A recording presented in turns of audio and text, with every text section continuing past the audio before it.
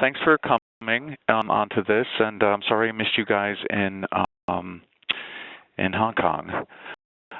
But this is basically going to be an overview of the system, and basically what we did in Hong Kong. I gave kind of like a presentation there, and kind of give some familiarity with Scholar One manuscripts, which you've seen from the review side. So now you're going to see it from the other side. And I'm going to share my screen and see if this works. Let's try this.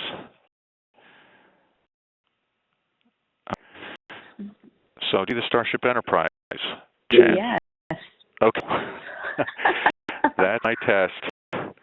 Okay, so let's move this over and we'll go to Scholar One manuscripts. So let me, right now, let me go to my Imaging Editor Center. I can kind of show you what an AE Center looks like.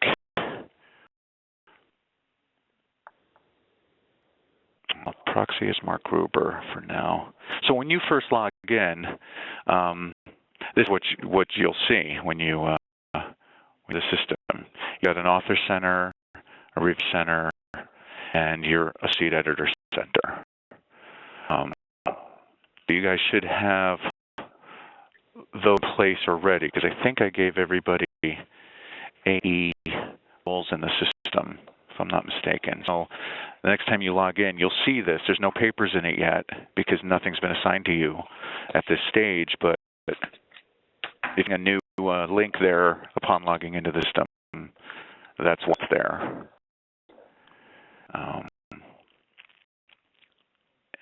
If you click the Editor Center, this is where you'll go when you get a message saying you've got a manuscript assigned to you. On logging in to that center, you'll see this heading, Associate Editor Lists, and then a series of queues below. So these queues basically represent the life of a manuscript, and I say that every time I do this training because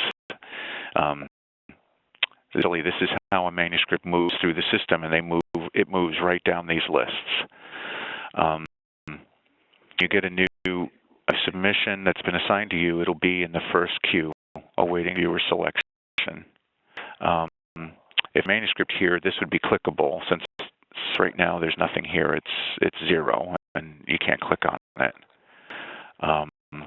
Once reviewers are selected, it'll move to awaiting reviewer invitation, and at that point, take a look at the manuscript again after checking it in initially, and send the invitations out to us. Once all 3 reviewers have agreed to the initial invitation, the manuscript goes to awaiting. Once the invitations are out and you're waiting for reviewers to respond, awaiting reviewer assignment. But when all 3 reviewers have agreed, it's to awaiting reviewer scores. And here you can see this is an active link because there are 5 manuscripts in this queue that are review right now. Michael, question? Sure. If a reviewer rejects, then does it go back into reviewer selection? No, not immediately. Typically what we have you guys do is select 3 top reviewers and then 1 or 2 what we call alternates, which I can show you. Won't get to that, but essentially if someone bails on the invite, your alternate is automatically promoted by the system and invited. Just a way to keep things moving. But if you exhaust every selection, only then will the manuscript go back to awaiting reviewer selection. So that does happen upon occasion, but the alternates have been working. A couple of reviewers in reserve when you first set up your reviewer list. That seems to have a few extra waiting in the wings in case somebody doesn't do the invitation. Right. Um, just so you know, I don't know if the team is aware, but you guys will not be reviewing manuscripts while you're editors. And I don't know if that was made clear, but to everyone. But I'm going to make sure you're all like unavailable for the next 3 years. So the only manuscripts you would have to review are revisions that you've been a previous reviewer on that coming in, from your team, if that makes sense. So it's not like you're going to be juggling, 2 roles in the system. Really, the only things you'll ever review are revisions that you've worked on in the past.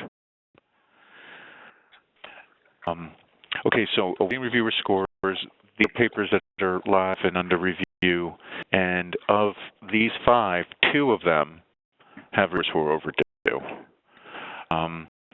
Overviewers will get an automated from the system, a couple of them. One right before the review is due, and then right when it's due, and then another, I think, right after the due date is passed. So be wise to to police this once in a while, because a message from an AE will probably carry more weight than a message from me or an auto-generated reminder from the system. But we can get to that later. Once a manuscript has all 3 reviewers reviews completed, it's going to move to awaiting a decision. That's where you'll get a notification from the system saying that this manuscript is ready for a decision, and it's ready to go. Over here, you'll see a field here that says it's labeled Save Search, and I've created a basically Save Search for everybody in the system. So as an associate editor, if you ever want to track down a manuscript that you have decided previously, all you would have to do is click AE Papers and search. It will update automatically every time a paper is assigned to you. So for Mark Gruber, he's got 189 manuscripts that he's worked on becoming an AE. And you can scroll through the list and navigate to each page by using this pull down. It displays 10 manuscripts per page. To view any of these, the information for each, just click the Take Action button, and it would take directly to that script's information. So I'm gonna back out of Mark Gruber's for the time being, and I'm menu, and I'm going to go to my Associate Editor Center, even though I'm technically an Associate Editor, but I submitted sort of a test manuscript so you could kind of see how this works. Associate Editor list, you'll get the notification that you have a manuscript that's awaiting reviewer selection, and it'll be in that top queue. And it says a manuscript here, it's an active link, so if you can click on the one or the name, it'll take you directly to sort of the next screen, which gives sort of like a quick overview of the paper. Status is select reviewers. To get into this manuscript, you'd have to click the Take Action button over here on the right. It takes you immediately to the Select Reviewer screen, because that's the task that's assigned to you. And you'll see the Action tab up here on the upper right that's in gray that says Select Reviewers. But I've been telling everybody just to this for a second, and you'll see these white tabs here that are sitting sideways: manuscript information, audit trail, and manuscript files. Even the Action tab takes you to Select Reviewers. I would go over here and just click manuscript information. And you can always get back to Select Reviewers by clicking the white Action tab. Whatever tab is active is going to be gray. So this has manuscript. I didn't know what else to call it. And Allison Zaid is actually Susan Zaid's daughter. So I just made her the author, and it's in the EIC, so we don't mess up anybody else's queues who are active right now. So as you scroll down, you'll see author data, the author names. If it's more than one author here, you'd see several co-authors listed and their affiliation. Keywords are listed here, and cover letter. If the author has submitted a document that's been uploaded, there'd be a link for it here as well. A lot of authors might just enter their kind of the cover letter right here in this field. And you scroll down, these are just custom questions that every author has to answer upon submitting. Really don't have to worry about that.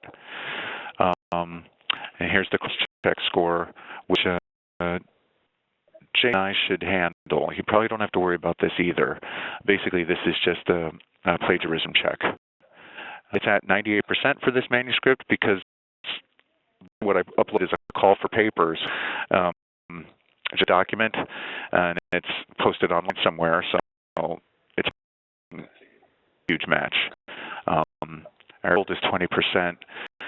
Again, Jason and I will handle that. If anything exceeds our threshold, it won't make it to you.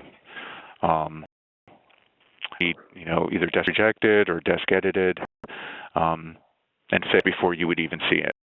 So here we have decisions. I think most desk rejects and desk edits will be handled before you guys, but you do have the options for those too. If you get assigned a paper that you just determined should not go out for review reason, you'd use one of these decisions here. Here you see the number of reviews required to be changed as needed, or you can let me know if you just want to go with 2 reviews. If you've got like that third agree is not coming and you've invited 12 people, just let me know and I can always change that for you. Click the audit trail. It basically just shows you every correspondence and pertaining to this manuscript. So for every manuscript, the audit trail keeps a log of every development that occurs, from the author submitting to the managing editor signing the EIC to right to decision. It will all be here. So always check old correspondence through the audit trail. And script files will show you the document that the has uploaded, but you probably don't have to use this too often because all you would need to do, manuscript information, click the PDF icon, which is here on the upper left. Open the document in a new window. So you see the system kind of affixes to the manuscript and themselves. You just scroll through to familiarize yourself with the paper before you would even go about selecting viewers. I never understood why the system routes you to select reviewers first when there's probably other stuff you want to look at before you go to that step. Once you've looked at the manuscript and everything in manuscript details, you go back to the Action tab for Select Reviewers, and it takes you to the Select Reviewers screen. Right, reviewer list is empty. Full of options for finding candidates for this paper. If someone by name, based on the keywords and the subject matter of the manuscript, you could do a search on their first or last name here. So you could type Smith and have your results. These be sorted, change sort, click your password is like name and current assignments. You have other options further down the list. If we go down to the main way you're going to be selecting reviewers, go to search. Okay, there is the auto suggest, and this is probably the main way you will assign reviewers, or at least try to look for people who would be good fits for this paper. And this is all based on all keywords that they've supplemented with their manuscript. Now, the keywords I picked, because I don't know, I just picked some random ones. I don't know what kind of we'll get from this, but pick the word, you rate them by and or not, and probably give you a smaller net than or. Oops.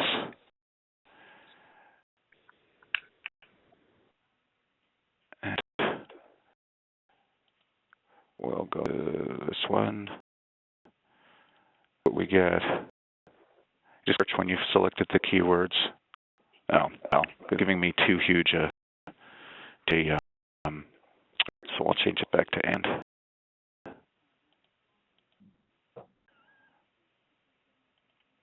And no results. I think because these keywords are probably not really related. Let's try this.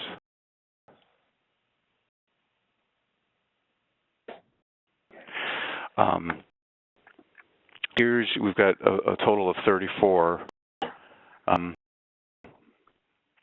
reviewers, but I don't want to change the sort to R, or we'll make descending. And when you sort by the R score, you'll see in your search results the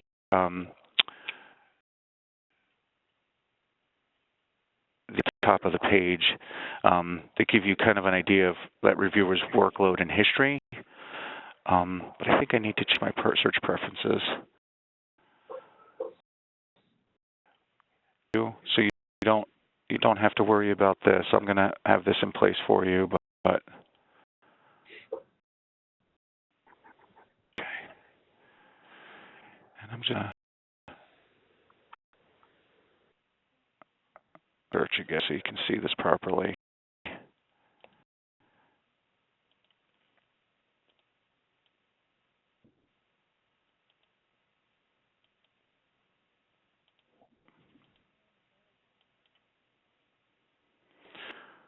Okay, so when search results come up, you'll see the reviewer name and their keywords underneath in blue. Their current and 12 months. So this is papers they might have currently. They'd be noted here, and the amount of reviews they've done in the past year. Last review, their score would appear here, and any open invitations they might have, and their around time. As you scroll through, you'll see these numbers change depending on the person. I think I changed my sort again. Go for this thing. I want to do it up here. And impersonation.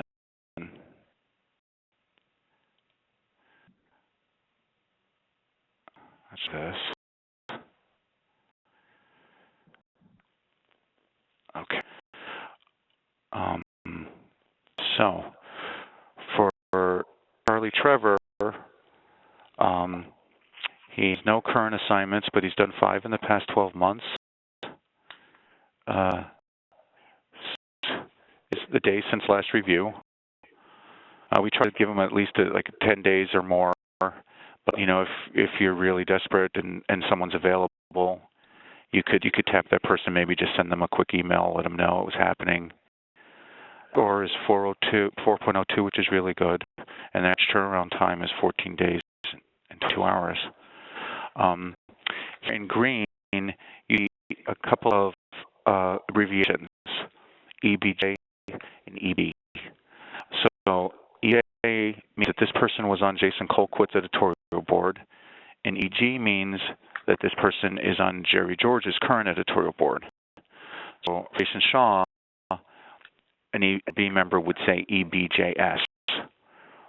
You would see that person designation here, and try to aim for like 2 ERB members on your reviewer list and 1 ad hoc. So these designations will help you as you try to find a manuscript and try to meet those needs, but it may always be possible. So it's like we aim for the viewer availability. It may not always happen. Charlie Trevor on this paper could click the check box here, scroll to add. So when selected a reviewer and click box, it starts to populate your reviewer list. You can probably add more than 1 at a time.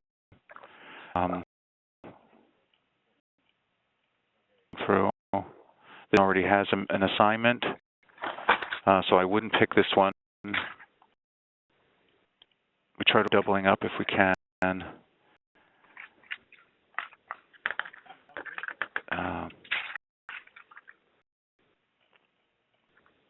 Just to populate the list, just pick a couple of people.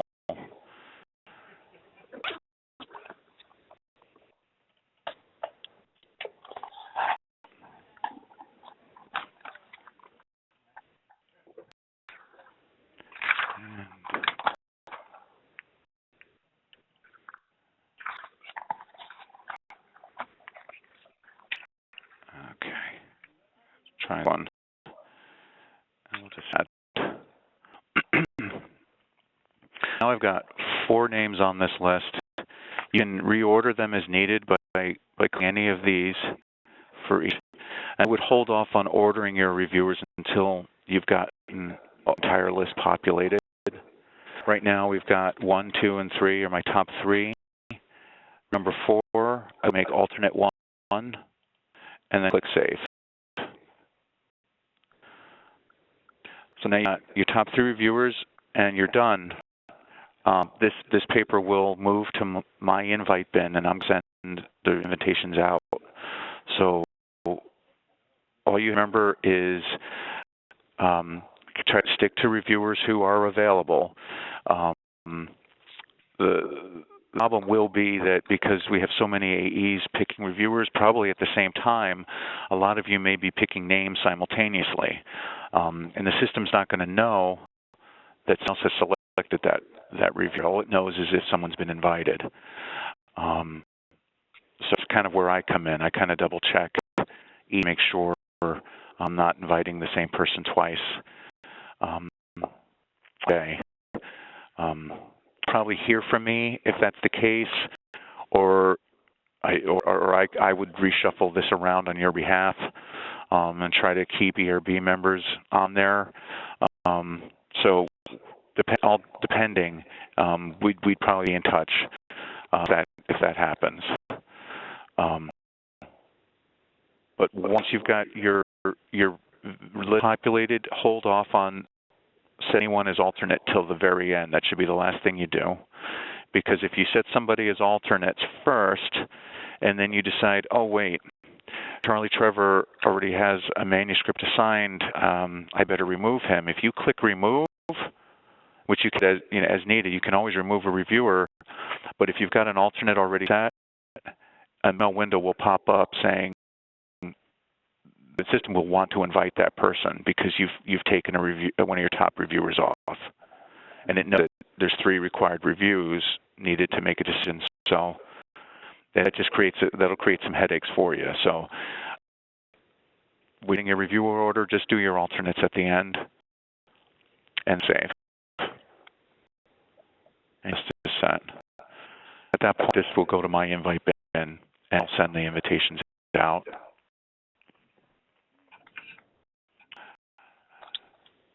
So all the reviews are done.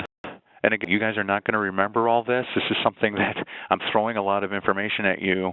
Once you get in the system and just start clicking around and with this process a couple of times, it'll become second nature. But I think right now it's probably a little overwhelming. If you have questions or just need clarification on anything, okay?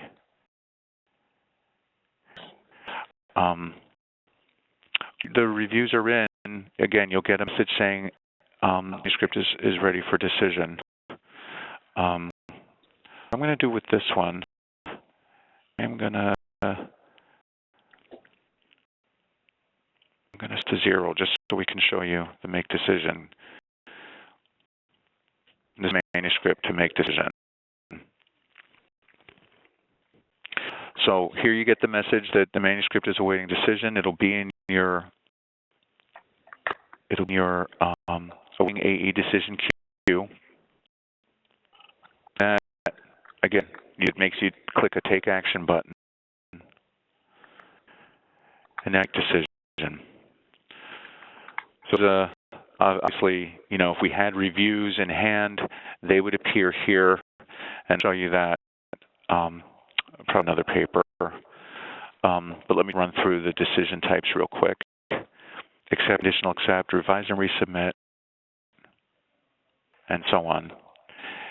Say you've got all 3 reviews. Say you didn't want this paper. You click create to pick a decision, create draft email. It will open up sort of a boilerplate text that you could as needed. But your decision letter be in Word on AMJ letterhead to your computer. You just browse, file, attach it here.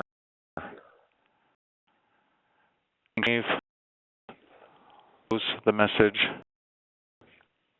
and temporarily, but then when you click commit decision, it will reopen the message with your decision letter attached, and you just click send and commit decision.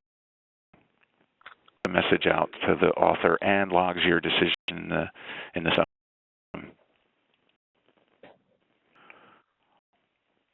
Go out to the editor dashboard just for a second. At the top of the page, you'll see a couple of links here. These are all Word documents that are sort of your launching pad for decision letters. They're on AMJ letterhead, and they're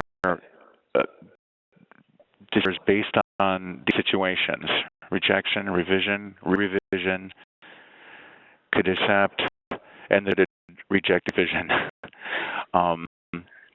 Here for you to use. They're editable as needed. Just you can tweak them, but there might be some complete text in each of these that might be useful for you as you craft your decision letters. What's rejected revision? Rejected revision is okay. I'm going to answer that.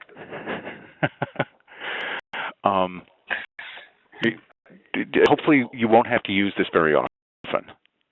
Let's put it away. Okay. I'm still what? Okay, so this is say you've got an R2 or an R3. Oh, okay. Gotcha. Okay. Yeah. Okay. I know authors hate that, but hopefully you won't. I don't think it happens too often. I guess once in a while it does. Like for R1. It happens. I've gotten them. Oh, okay. Oh, that's hard. That's got to be heartbreaking.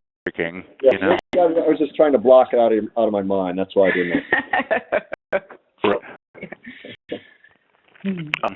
Yeah, but each of these can be just needed. I mean, you don't have to use the exact wording on any of them. But if I click one, it'll just open it in Word, and you can use as sort of a starting point when you craft a decision letter. It's still open. It's running a little slow.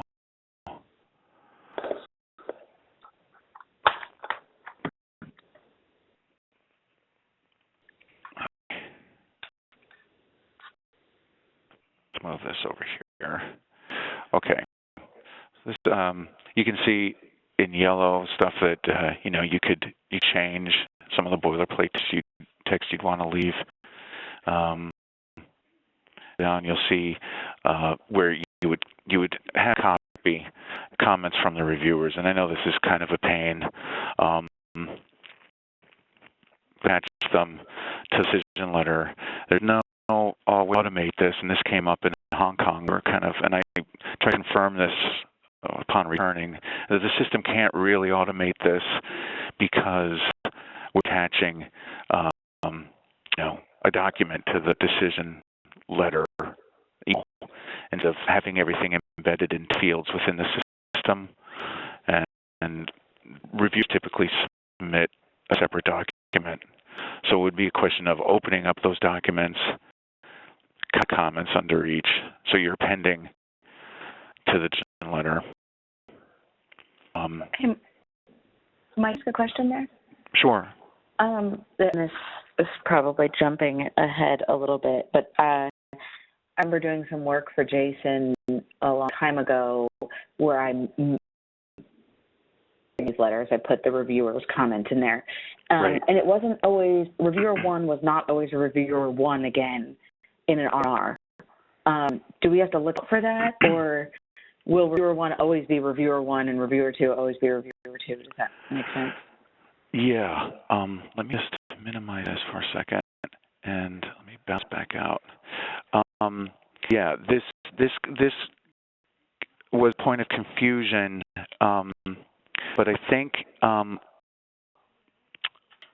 the reviewer order will hold across revisions. So in the first original submission, you've ordered your reviewers a certain way, but that order changed depending on the order in which the reviewers have completed their reviews. Okay. So at that point, let me see if I want to try to find a revision to show you, and hopefully you guys aren't on it. I'll check. I'll check and accept if this will work. Kind of want to show you what a revision looks like.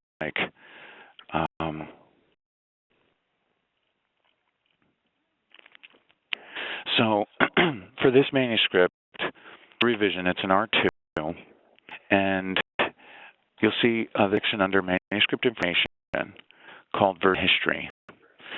Right now we're looking at the most recent iteration of this paper, and this is the version that's accepted. But scroll down, you'll see there's an R1 and the original. So if you got a revision, you can in between each version of the paper by going to version history and just clicking the switch details button that you see in blue. So if I go to details on the very first version of the manuscript,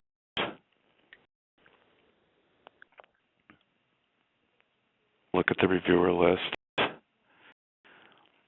Okay, so we've got these three reviewers, and this is the order set at by the editor.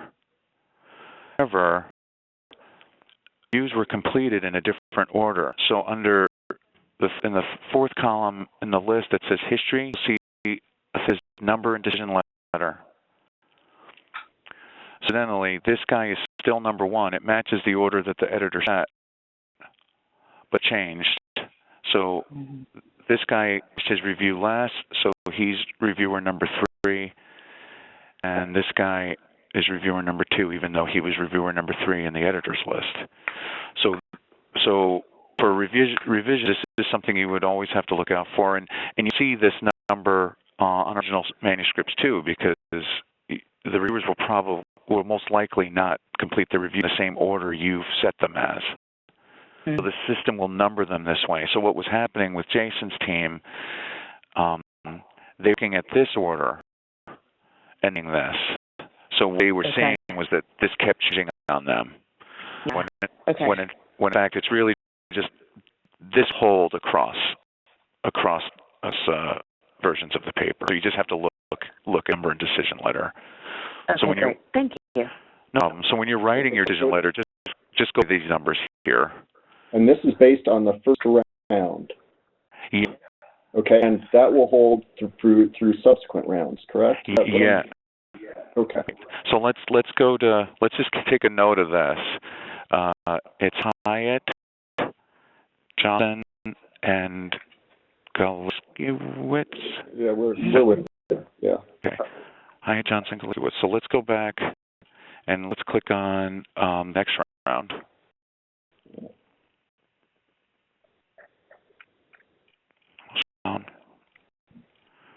Okay, Hyatt, John. So the number and letter here is matching the here. And this should hold across. So you just have to make sure you're looking here in this first column. So let's go back to accepted version and show you looking at a review. I didn't do reviews on this version. Okay, let's go back to the one. And okay, when your reviewers are in, you have a link for each that says View Review. That will open the view in a separate window. Down. So you see reviewer information and then the online evaluation form that they filled out. Recommendation to you. Comments directly to the action editor, and then comments to the author to review. Sometimes there will be a file that's been uploaded here, so you would be able to click that to open it. And then if you scroll down, this is would rate the review. Completely unacceptable, so on. So it's a 1 through 4 scale. So once you click any of these to rate the review, just click Save. Doesn't look like this editor rated this reviewer, but this is kind of an important step because this is how we generate our scores and determine who might be a good fit for the editorial board in the future. So it's good to how the reviewer's history is compiled in the system. Do that for each. There's a view review for each one. Important. And on the make decision screen, same list appears here in a very similar way. They're kind of shrunk down and smaller, but you have the same options to view review. If you ever want to email a reviewer directly, just click on that reviewer's name. It can be any name in the system if it's an active link, and it will open sort of a basic email message to you. But for the purpose of your decision letters, you're basically making 2 copies, one to the author, and then a second one that's blinded with the author's name removed, which you send to the reviewers after you've made your decision. Clicking a reviewer name would open this window, and then in the drop-down list, you click Reviewer Copy of Decision Letter, the Go button. Make sure you want to do this, and you just say OK. And then this basically just says my decision letter is attached, and you would browse and attach your decision letter much like you would for a letter to the author. Only one would be your blinded version to the reviewers. So a couple of steps involved. I mean, you guys would probably have to develop your own system because it's kind of multi-layers and different steps you have to follow as you do the decision process. whatever works for you. There's no right or wrong way. I think it's really just whatever makes things easiest for you. To help with any problem, any step along the way. That's what I'm here for. So I can assist if you hit a snag in the system, or you just want to put my brain on something. But my team are an able resource as well, having been through this a couple of times themselves. So you'll have assistance. But it's something that you just have to go through a couple of times to kind of get your bearings and figure out what just works for you.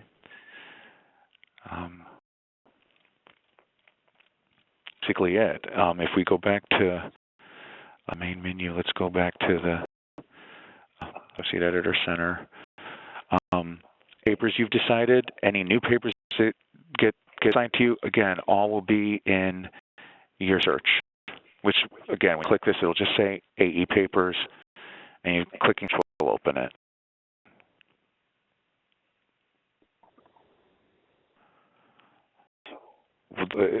So hit me now. Let me know what you think. Does this sound good?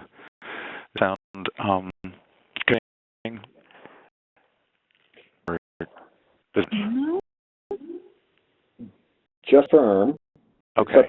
It's up to us to cut and paste the reviewer comments in our main letter, and then it's us to make two versions of that letter, one to and one blinded to the reviewers. That's correct. So what I would suggest is work our main decision letter first, get that done. So then once you're happy with it and you sent it to the author through the main decision queue, only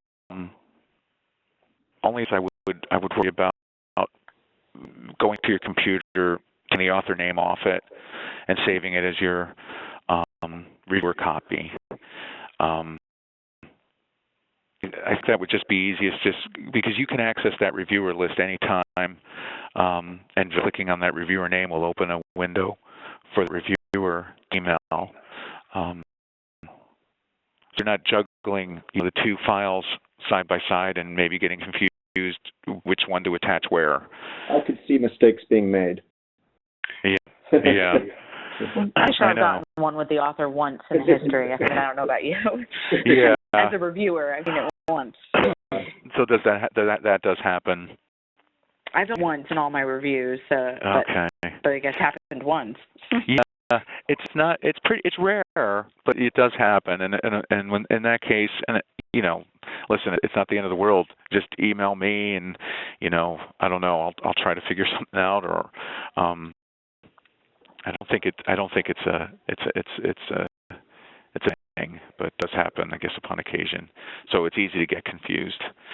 I keep two folders going, one for that are duplicates of each other, one for the authors and one for reviewers.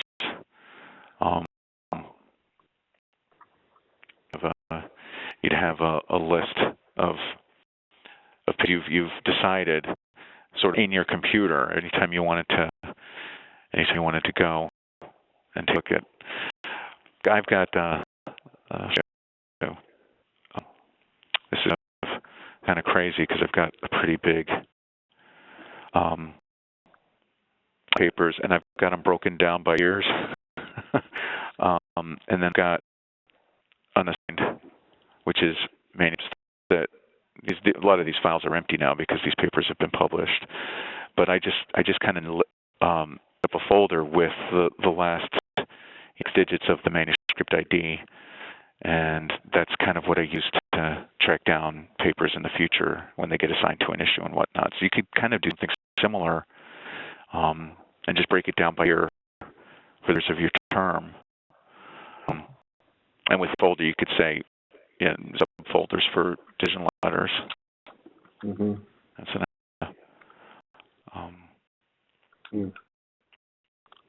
Like this is just something that you will have to kind of experiment with as we move through, and one step at a time, and just come to me if you need a refresher. Did you guys receive the kind of the punch list of working in Scholar One manuscripts that was distributed in Hong Kong? I don't know if one was ever sent to you. No. If one send that to you as we get off the phone, and you'll have this, basically it gives you the similar overview of what we've just done here, but it's kind of in writing that you can use to refer to as you work through. That'd be great. Yeah, that would be great. Yeah, it's helpful, and it kind of really echoes what we've just talked about. But it should work. But again, you're not in this alone. I'm here for you. I know it's like a lot to cover, and just one short, but we can revisit this anytime, or if you just want to call directly or email me, I can walk you through this again. We probably will, as after July. Scripts that you guys will be assigned will probably not happen immediately on July 1. I talked to Jason about it. It's probably going to be kind of a gradual transition because I'm always behind checking in manuscripts. So on July 1, I'm probably checking in manuscripts from earlier in the week because they come in much faster than I can assign them to editors. So figure probably by, the 5th, you might start seeing manuscripts coming your way because there's a holiday weekend in there, which is even going to throw us up even more. I don't want you to feel like at the stroke of midnight on July 1, you're going to be buried. It's probably not going to happen like that. And with the norm, once we get them, how soon should we be flipping them?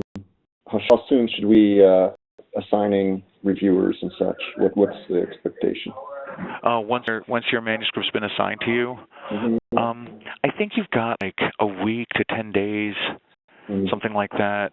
The system will send you an auto reminder if you're overdue on review assignment, but I think you have some leeway there. I want to say like 5 to 10 days, something like that. I'd have to look at the workflow to see what that time frame is. It's all programmed automatically in the system, but I don't think you have to be held to that stringently. It's when you can. Obviously, it's going to be slower in the beginning. It's not going to be as fast a process as it will be. 2 years from now, you guys will be doing this like lightning. But I think at the beginning, it's going to be slower, and I think everybody understands that.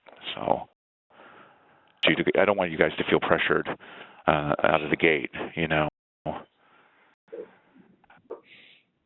Okay. It's okay. No one likes to submit to a new team anyway. Yeah. I mean, it's happening now because I'm getting buried in manuscript. Like the past month has been just crazy. So I have to kind of get those all through before I can get the July manuscripts, and hopefully people might be shy and we won't get hit quite as badly in July as we are in June. So Jerry's team is really getting shelled right now.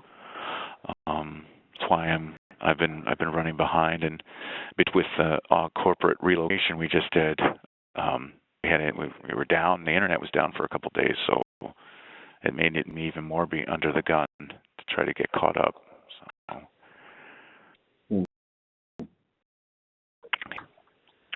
So, do you guys have any other questions? Do you want to go through anything else that we heard? No. Okay. Me too.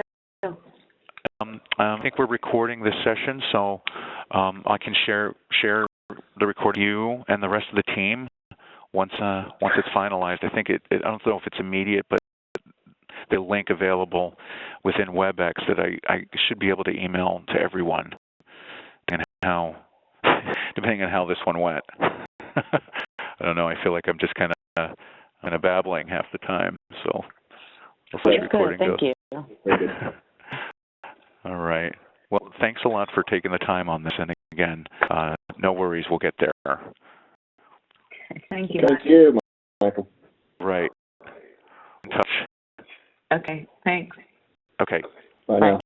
Bye-bye.